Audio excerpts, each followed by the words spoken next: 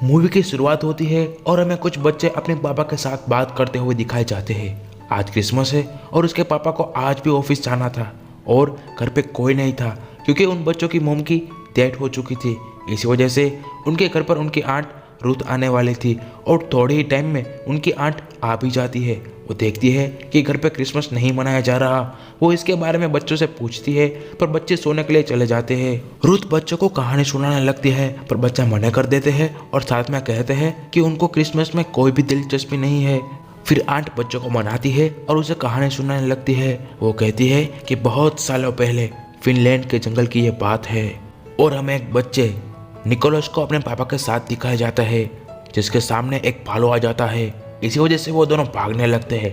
भागते भागते भालू उसके काफ़ी नज़दीक पहुंच जाता है कि तभी कहीं से एक तीर आकर नज़दीक के पेड़ पर लगता है और उसे देखकर वो भालू भाग जाता है।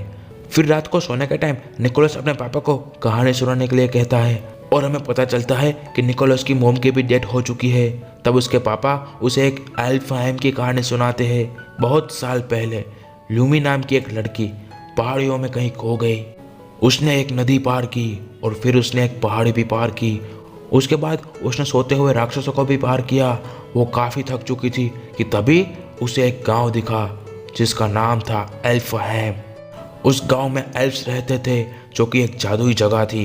बर्फ़ पिघलने तक वो उसी गांव में रुकी। उसके बाद वो अपने घर पे पहुंची, वो भी काफ़ी सारी चॉकलेट्स के साथ। कहानी पूरी होते ही वो दोनों उसके घर में एक चूहा देखते हैं।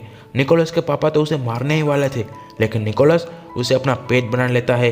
वो उसे मीका नाम देता है और वो मीका को बोलना भी सिखाता है पर वो कहाँ बोलने वाला था। उसके बाद वो दोनों राजा के दरबार में पहुँचते हैं जहाँ पर राजा उन सभी से कहता है आप लोग इस देश के कोने कोने पे जाइए और कुछ नया ढूंढ के लाइए जिससे कि जीने के लिए एक उम्मीद मिले। रात को उसके घर पर एंडर आता है और ये वही था जिसने भालू से इन दोनों की जान बचाई थी। एंडर और जोल कुछ बातें करने लगते हैं और दूसरे दिन जोल निकोलस से कहता है कि राजा ने जो कहा था उसके लिए मैं थोड़े महीने तुम्हारे साथ नहीं रहूंगा और हम कुछ लोग उत्तर की ओर एल्फहाइम को ढूंढने के लिए जाने वाले हैं। यहाँ पर तुम्हारी देखभाल के लिए मेरी बहन कार्लोटा आने वाली है। थोड़ी देर बाद कार्लोटा भी वहाँ पर आ जाती है और निकोलस के पापा यानी कि जोल अपने सफ़र पर जाने के लिए तैयार हो जाता है।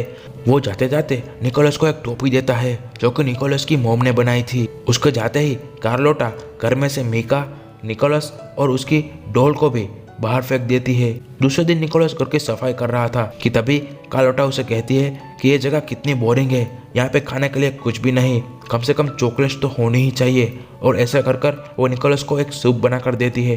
निकोलस उसे पीता है और उसे पता चलता है कि यह सूप तो उसकी डोल से ही बनाया गया है। और इतना काफ़ी नहीं था कि उसकी टोपी भी जल जाती है। वो आग बुझाने के लिए टोपी को बाहर लेकर जाता है और उसे उस टोपी में एल्फहाइम जाने का रास्ता दिखता है। उसके पापा को गए हुए काफ़ी दिन बीत चुके थे और इसी वजह से वो टोपी को लेकर अपने पापा को ढूंढने के लिए चला जाता है। वो काफ़ी दुखी था और वो मीका से बात करने के लिए कहता है और एक मैजिक होता है। मीका बोलने लगता है। दूसरे दिन वो अपने सफ़र पर जा ही रहा होता है कि उसे एक डियर मिलता है जिसपे एंडर का तीर लगा हुआ था। निकोलस उस तीर को निकालता है और उस डियर की हेल्प करता है। इसी वजह से वो डियर उसका पीछा करने लगता है और फिर निकोलस को अपने ऊपर बिठा लेता है। वो पहाड़ी और सोते हुए राक्षसों को भी पार कर लेता है पर उसे एल्फहाइम नहीं मिलता और वो बेहोश हो जाता है। उसके बेहोश होते ही वहाँ पर एक ग्रैंडपा उसे जादू से ठीक कर देता है। वो उसे ड्रीम विक यानी कि उम्मीद के मंत्र से ठीक करते हैं और बात में वो उसे एल्फहाइम से चले जाने के लिए कहते हैं। तब निकोलस कहता है कि मुझे तो एल्फहाइम नहीं दिख रहा, कहाँ है एल्फहाइम।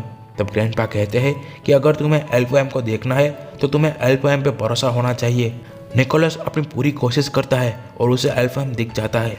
वो ग्रैंडपा निकोलस को एक जगह पर लेकर जाते हैं जहाँ पर सब लोग क्रिसमस मना रहे थे कि तभी वहाँ पर मदर वोडल आती है और ये जश्न बंद कर देती है। वो कहती है कि कुछ महीने पहले हमारे साथ जो हुआ उसके बाद भी आपको क्रिसमस मनानी है।